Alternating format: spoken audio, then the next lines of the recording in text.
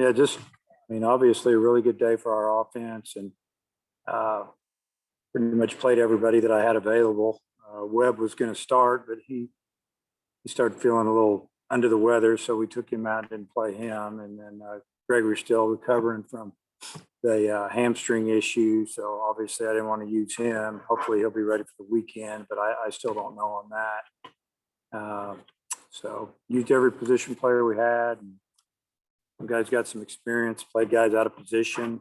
It didn't work out in a couple of situations, but all in all, it was good to see our guys pitch and hit, play the game, have some fun. So that's all I got. Tom? Yeah. Hey, Dave, I did want to check on the status of Caden Monk. Was that precautionary, or did he do something on that play at first? No, he didn't do anything. He was only going to throw 2 hitters. Oh, Throw 2 hitters. We wanted him to face 2 hitters just to kind of get him on the mound. Little instead of a bullpen the middle of the week, so he'll be ready for Friday. He's fine, and wanted to get Wiggins out there and let him throw a cutter, a few pitches instead of the fastball. And you saw the readings down there in the low 90s. That's cutter. The other pitch was a fastball.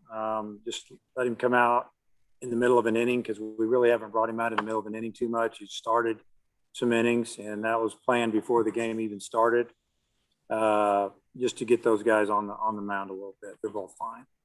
The wind was blowing out. Was it to all fields, but did you have a feeling that today could be a day that was ripe for getting balls up there and out of here? Yeah, we played on days that are a lot more jumpy than this, honestly. The wind was kind of blowing a little bit across from foul pole to foul pole, from left to right. And, we knew anything you probably hit to right good was going to go, but I don't think we really hit, I would say Smith's ball. He backspun that ball and just got it up in the air, and it kind of blew out of the park. The other balls were hit pretty good. The one Goodhart led the game off with it left the bat at 110 miles an hour, and it probably landed over the building completely in the air. The ball was absolutely hammered. So we hit some balls extremely hard. Charlie hit 2 balls hard to the full side of left field. And I don't know, we just did a good job, because, we had to adjust to the pitching a little bit, and it took us yesterday, and we got it going today pretty good. And my last question was that Goodhart's not the classic leadoff guy, I guess. What made you want to put him there? Well, the interesting thing is, to answer your first question, the reason I put him there is because Webb was going to lead off, but he got sick. So we didn't want to play him. He's a little nauseated, and allergies been bothering him. And we just said, hey, you're not going to play. Try to get ready for the weekend, get healthy. And we got him some medicine and stuff. But Goodhart's a guy that we kicked it around. He hit lead off in some summer league teams. He hit 1 and 2 hole at San Jack for his freshman year. And we thought about hitting him lead off because he's got such a good eye at the plate, sometimes too good. So he was really my next option there. I've even thought about, hitting him lead off a couple of weeks ago at Mississippi State, and I ended up going with Webb. But when Robert was struggling, so he's got experience leading off. I think he kind of likes it, obviously. Thanks. Yeah. Nate? Yeah, as far as A&M this weekend, just kind of how's your pitching rotation set up, and just what do you know about them? Yeah, the pitching rotation will stay the same as it was last weekend. And what we know about them is they have outstanding pitching. They have really good arms.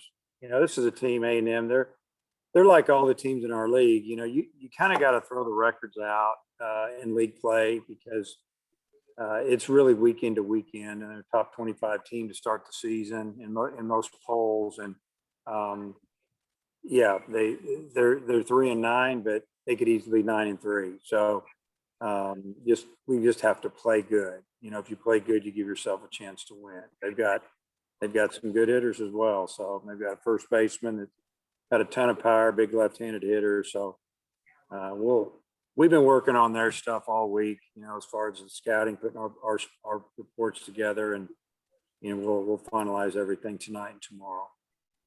Kind of unfathomably number 1 in the country, but you have some concerns about the starting pitching. Do you feel confident about them getting it together this weekend?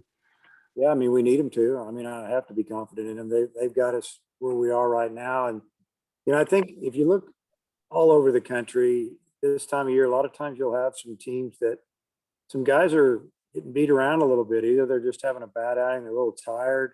Our starters haven't given us much innings, so they should have, some stamina. They should have some innings built, ready to go, built up, and be able to give us more than say a guy that every weekend he gives you 7 or 8 innings.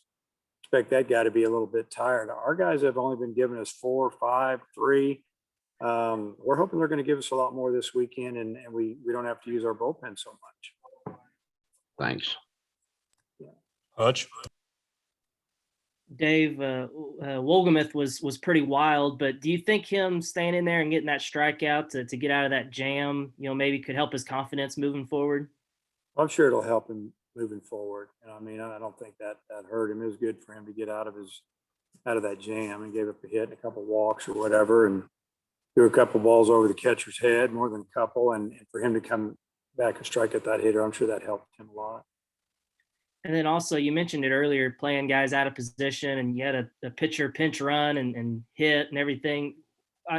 What's that like for you? I know I'm sure the guys on the team, really enjoy it, but what's your feeling when you've got all that going on in a game like today? Well, I mean, I'm the one who wrote the lineup up and had Nesbitt at short and, Smith at second, and they both played third base. I wanted to give them middle infield a rest. I felt like we were going to really swing the bats well today. I just, it was what I was planning on doing. We needed to rest some guys, and, Robert needed a day off, Battles needed a day off, and let them watch and get ready for Friday and the whole weekend. And, but, Goodart hadn't played a lot of first, and he kicked a couple. He's sitting over here next to me right now, but, he's a good player over there, but they haven't played over there that much. And, so I kind of expected things wouldn't go great. But really, I ended up with a catcher in right field, and he's pretty good during batting practice running balls down, but he got one in the game and it didn't happen. And so it's kind of a laugh. We're all giving him a hard time, and it was fun. I wouldn't put some of those guys in there unless we had a pretty good lead, but I wanted to get Franklin out of the game. I need to get Slavens out of the game. I'm not trying to run the score up, and I'm trying to take care of those guys. I don't want them to get hurt either. And because this kind of game, somebody gets hurt, and you're like, what am I doing with them in there? It's okay to start them, but when you 15-run lead or whatever, and in 3 innings, you got to get them out. And so it's fun. It's fun for the players. We enjoy it as coaches too, because there's a lot of tight times in there when things aren't going great, and it's fun to enjoy that, like playing these freshmen all over the field and letting them swing the bat. Example.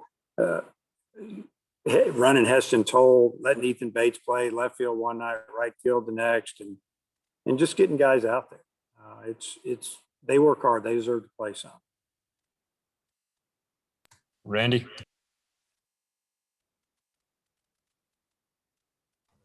Dave, is Charlie Welsh, is he making a case for getting in the lineup somewhere? Yeah, I mean, for him to get in the lineup, it's probably got to be at DH. And, he's every time we put him in, he seems to get a hit or two and pop a home run. And, but yeah, I mean, he's a definite option. That's for sure. Charlie hits left-handed pitching really good.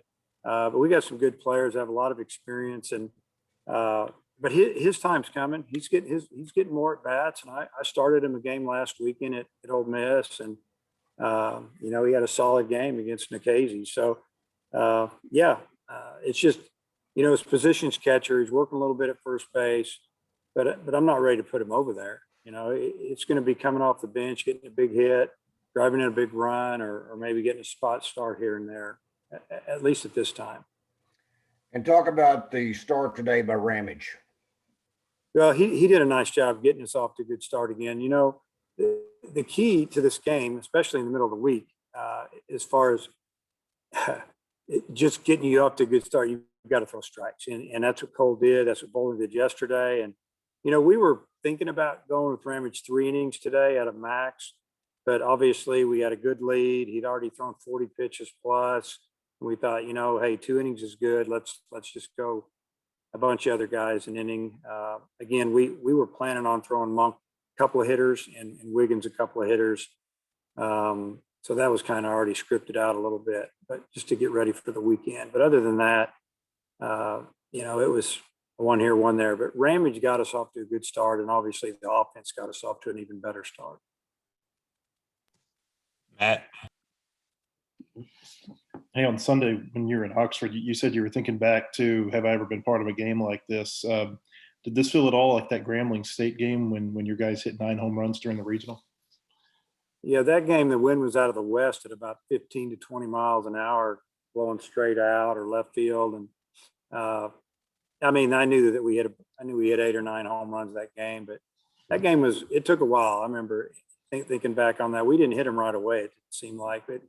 We hit them late. That game got out of control. Plus, that was a 9-inning game. We only played 6.5 in this one.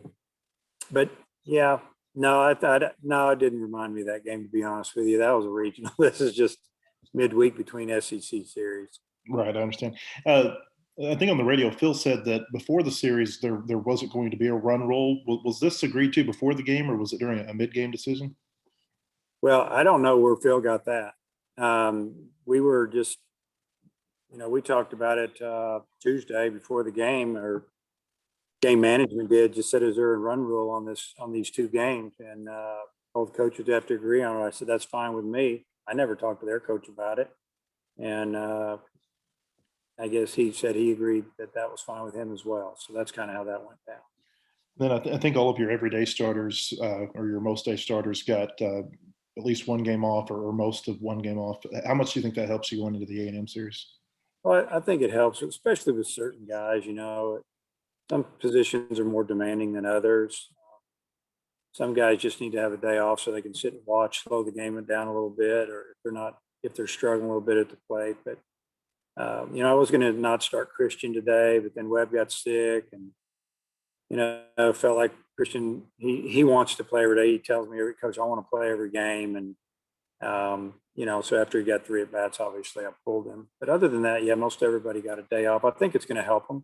I think it's good to take a day off here and there when you're, especially the middle of the season. The big part of the season's coming up, and we need some guys to be fresh down the stretch. All right. Thanks for your time, Coach. Okay.